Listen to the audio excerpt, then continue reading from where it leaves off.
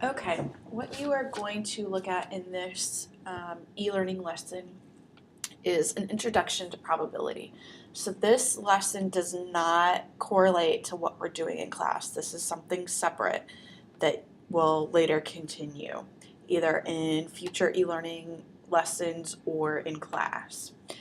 What we are going to look at is what we call theoretical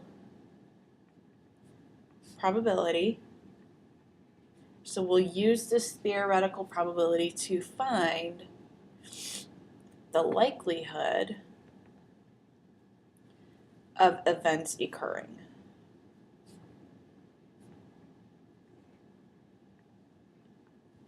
Couple of vocabulary terms that we need to be aware of. The word probability just means the overall likelihood that an event will occur.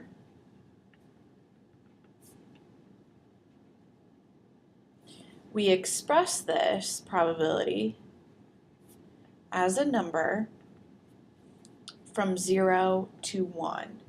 You can express this as a fraction, a decimal, or a percentage, either way.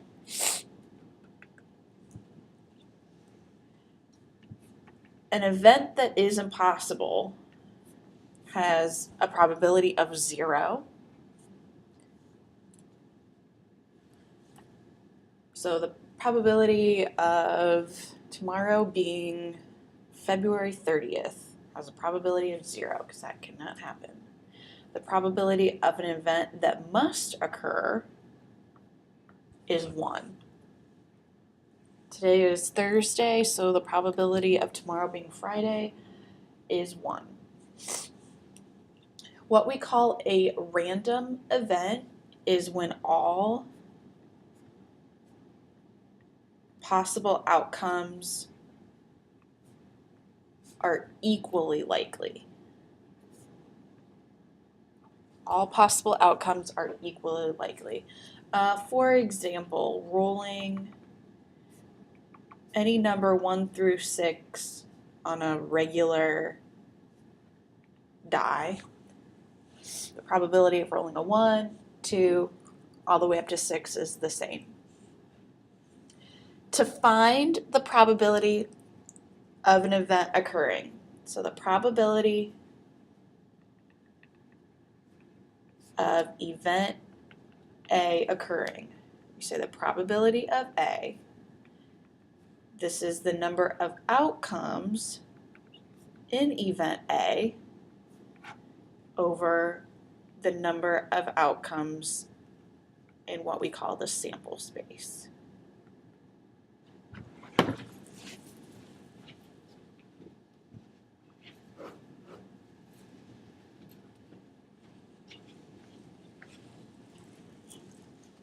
So let's look at what this means. Look at the first example. It says to find the probability of randomly selecting, so we know that the likelihoods are all the same, of selecting the following in one draw from a jar containing 8 blue marbles, 5 red marbles, and 2 orange marbles. So when I talk about the sample space in this example would be 15 because the total number of outcomes that I could get is 15. All right, if I'm looking to pull 1 orange marble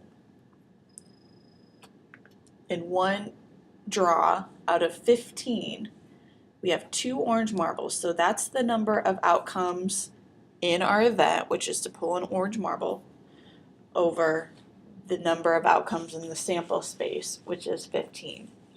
If you want to write that as a decimal or a percentage, that's fine. This is about 13.3%.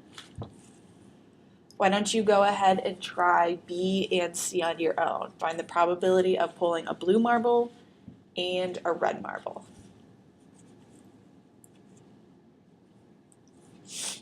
we should have had the probability of pulling a blue marble is 8 out of 15, which is about 53.3%. And the probability of pulling a red marble is 5 out of 15, which is about 33.3%. All right, let's look at the next example. Janice leaves home for work sometimes between 7:30 and 8 a.m. Assuming that all times are equally likely, find the probability that she will leave home during each interval. So the sample space is anywhere from 7:30 to 8 a.m. So the sample space is 30 minutes, excuse me. The sample space is 30 minutes.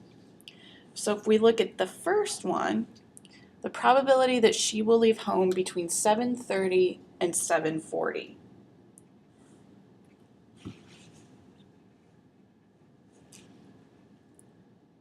So the number of minutes in our event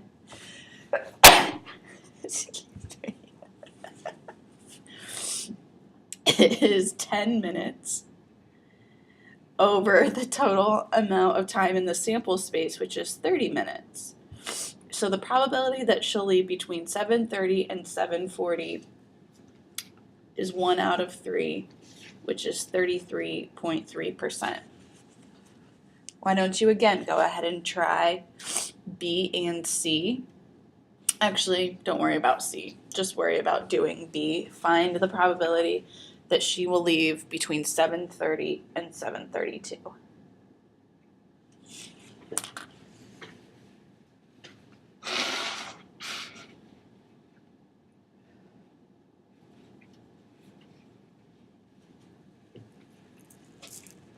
From 7:30 to 7:32 is 2 minutes out of our 30-minute sample space. So this is a probability of 1 out of 15, which is about 6.7%. Obviously, the greater the interval, the more likely the probability will be. All right, we are next going to look at what we call a tree diagram. A tree diagram is used to determine a sample space for an event that is a combination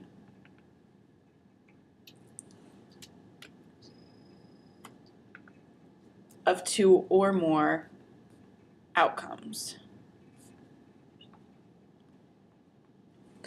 This is used to determine the sample space, so basically the total number of outcomes we could have when we have a combination. So for example, you go to the cafeteria for lunch, the special is a hamburger meal. From the hamburger, you get a choice of your beverage, either soda or tea, and then a choice of salad. You could get a garden salad, potato salad, or bean salad. So we can use a tree diagram to find the total number of choices you have in this situation. So we know that no matter what, if we get this special, we start with a hamburger. From there, we'll branch off to look at our beverage choices. So we can either choose a soda as our beverage or tea as our beverage.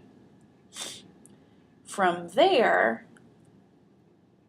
we have a salad choice. Now, from picking soda, you still have those 3 salad choices: the garden salad, the potato salad, or the bean salad. If you choose tea, again, you still have those 3 choices: the garden salad, the potato salad, or the bean salad. So then what we want to do is we want to write out all of the possible outcomes. So I'm going to abbreviate a little bit. We all get the hamburger, and then I'll go to soda, and then you could choose the garden salad.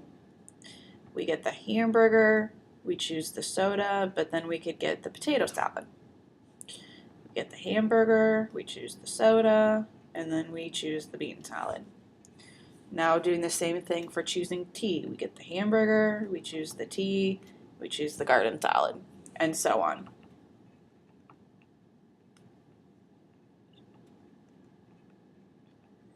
So what we have here are the total number of choices available. We have 1, 2, 3, 4, 5, 6 total choices. Okay.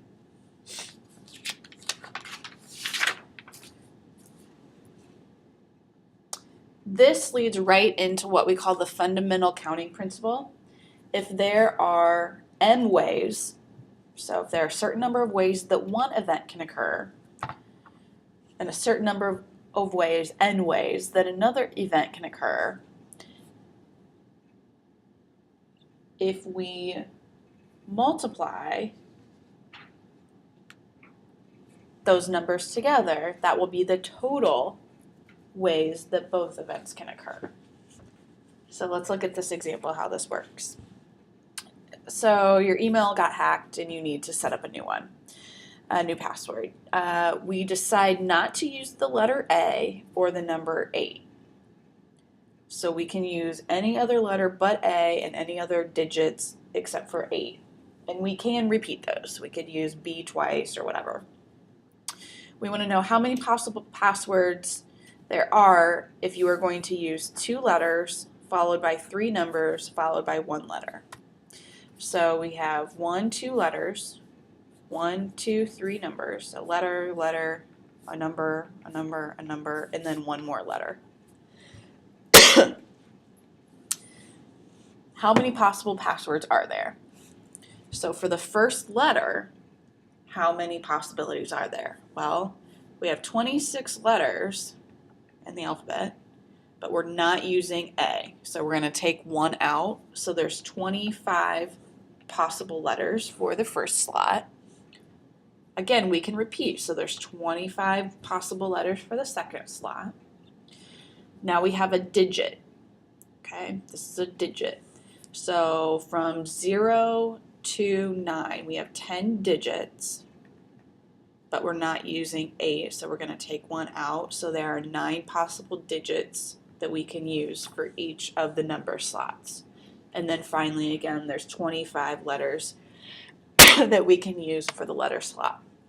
We are going to multiply all of this together to find the total possible passwords.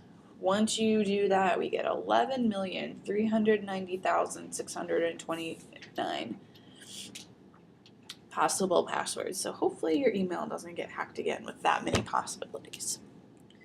You will complete a short assignment over this material, and then that is all you need to do for your first e-learning.